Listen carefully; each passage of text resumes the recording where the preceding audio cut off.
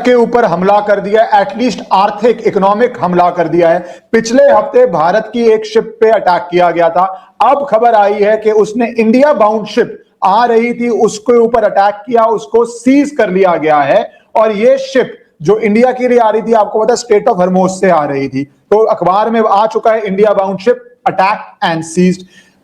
Iran की जो regime है, आईआरजी जो कंट्रोल कर रही है, उसका यूएस के साथ जो भी जंग हो, उसके अंदर जो भी हो रहा हो, बट वो रेजीम फंडामेंटलिस्ट है, अपनी जनता पे किस तरह सप्रेशन करती है वो उसका इंटरनल मैटर है, मेरा मानना है। पर अगर इंडिया के इकोनॉमिक इंटरेस्ट के ऊपर असर पड़े तो भारत का क्या रिस्पॉन्स होना चाहिए, कितना सीरियस है ये इकोनॉमिक वॉरफेयर, क्योंकि पहले सिर्फ वेस्ट एशिया से थी, क्या अब वो भारत को भी असर करेगी? पूरे वर्ल्ड में जो तंगी हो रही है, आज ही लुफ्तांजा ने 20,000 फ्लाइट्स कैंसिल करी हैं। तो दिन ब दिन जिस तरह ये चलता जा रहा है और ज्यादा उसका असर हर देश में आएगा, इंक्लूडिंग भारत, जिसकी एनर्जी सिक्योरिटी पे बहुत असर पड़ेगा। तो भारत के क्या स्टेप्स हैं? क्योंकि पिछली बारी जब हमला हुआ था, हमने एनवॉय को समन किया था, कहा गया था, ईरान के एनवॉय ने कहा है कि उस साहब जो हो रहा है वो तो तमाशा दिख रहा है दुनिया के सामने।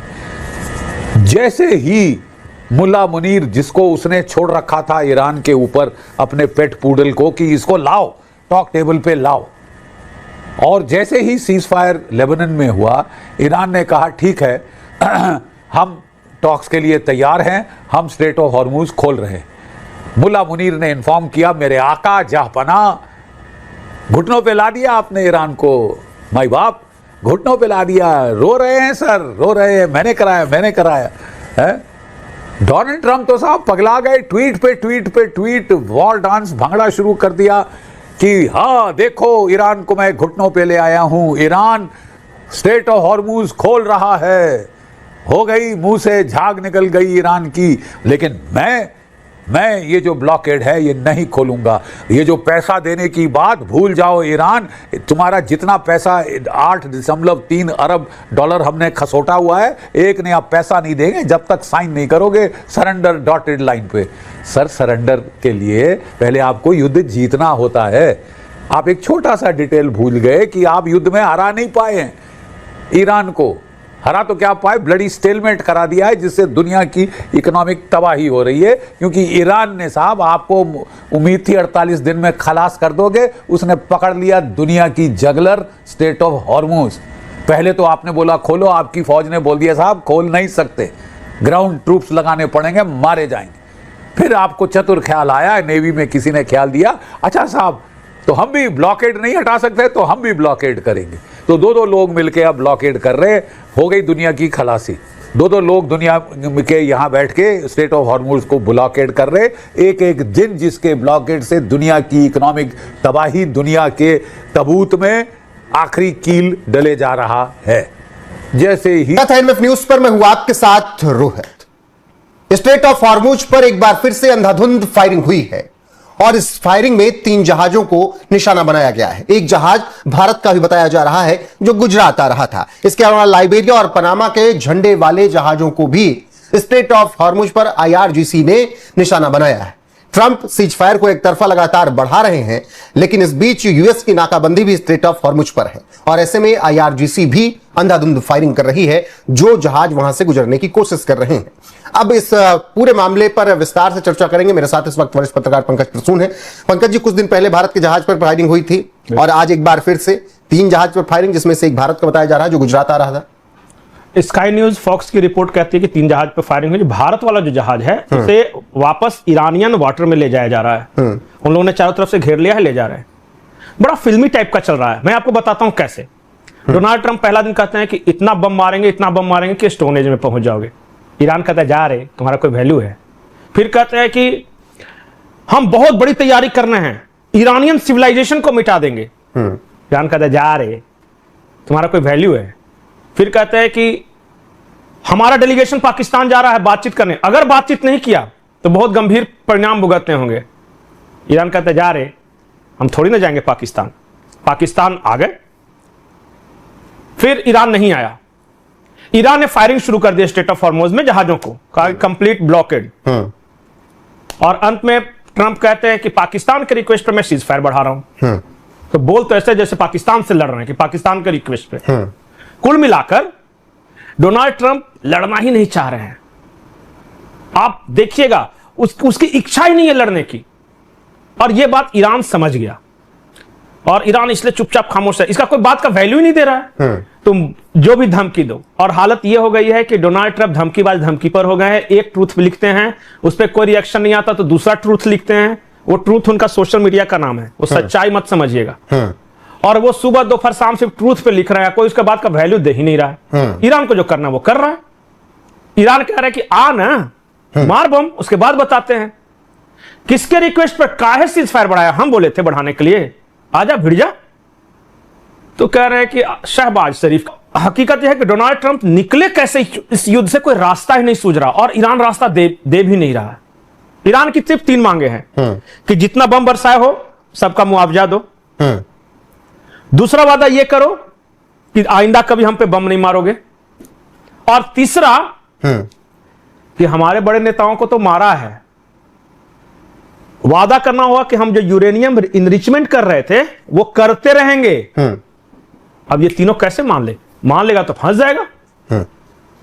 तो मिडिल ईस्ट के समंदर से एक ऐसी खबर आ रही है जिसने भारत की चिंताएं बढ़ा दी है। सनमार हेराल्ड के बाद ईरान ने दूसरे भारतीय शिप पर भी हमला बोल दिया है। न सिर्फ फायरिंग बल्कि इस बार तो IRGC ने पूरा का पूरा शिप ही जब्त कर लिया है। आखिर भारत को अपना सबसे खास बताने वाला ईरान इंडियन शिप्स के साथ ऐसा क्यों कर रहा है? हुर्मुज की लहरों पर आज कोहराम मचा है। भारतीय जहाज न केवल गोलियों का शिकार हुआ है बल्कि एक बहुत बड़ी डिजिटल ठगी की साजिश का खुलासा भी हुआ है, जिसका सच आज हम आपके सामने लेकर आए हैं। सबसे पहले बात करते हैं आज की सबसे बड़ी खबर की। होर्मुज के रास्ते से भारत आ रहे जहाज पर ईरान ने हमला करके उसे जब्त कर लिया। ईरान की रेवोल्यूशनरी गार्ड कॉर्प्स यानी IRGC ने कुल 2 जहाजों को जब्त किया है, जिनका नाम है MSC फ्रांसिस्का और एपामिनोंडास। इन दोनों ही शिप्स को जबरन जब्त कर लिया गया। आखिर क्यों? क्या उनके पास परमिट नहीं था? क्या उन्होंने किसी नियम का उल्लंघन किया था, या ईरान जानबूझकर भारतीय शिप्स को निशाना बना रहा है? ईरान ने आरोप लगाया है कि ये जहाज नेविगेशन सिस्टम के साथ छेड़छाड़ कर रहे थे, लेकिन मामला सिर्फ यहाँ तक सीमित नहीं है।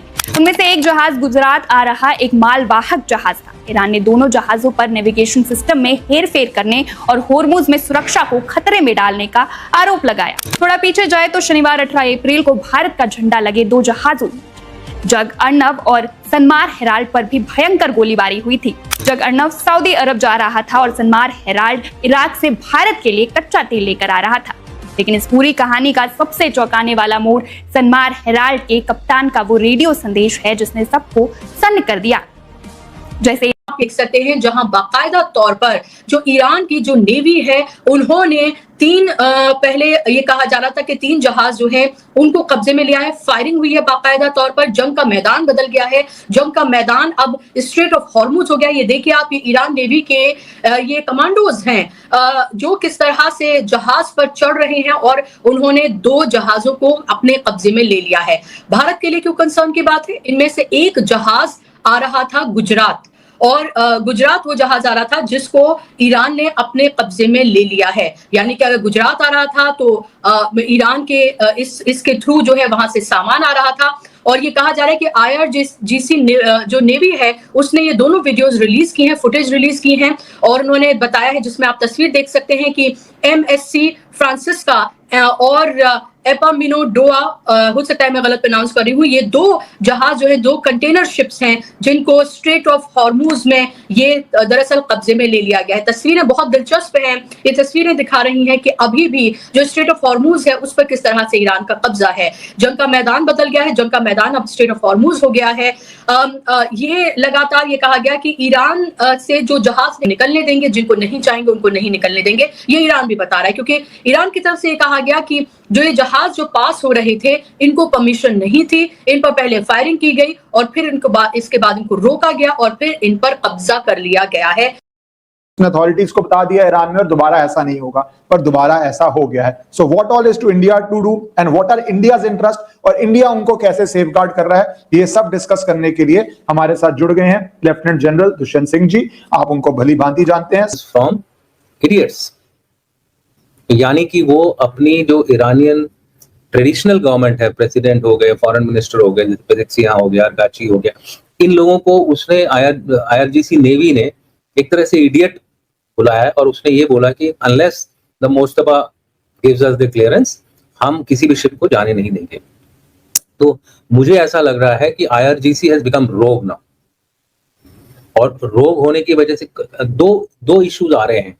एक इशू तो ये आ रहा है कि जो जनरल्स हैं ईरान के वो रोग हो गए हैं and they are not listening to the president और द सुप्रीम कमांडर मुस्तफा खमैनी।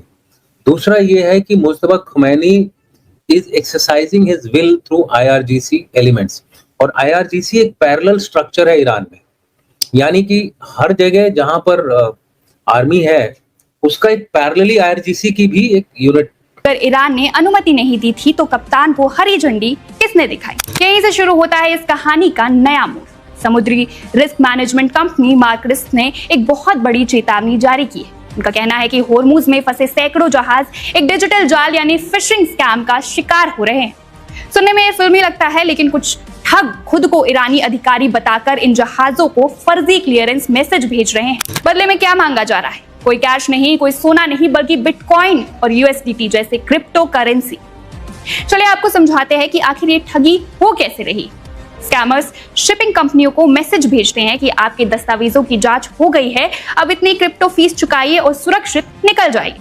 कप्तानों को लगता है कि मामला सुलझ गया है, वो पैसे देते हैं और जैसे ही जहाज आगे बढ़ाते हैं असली ईरानी सेना उन्हें नियम तोड़ने वाला समझकर हमला कर देती है। इस घटना ने नई दिल्ली में हड़कंप मचा दिया है। भारत के विदेश सचिव विक्रम मिस्री ने तुरंत ईरानी राजदूत को तलब किया।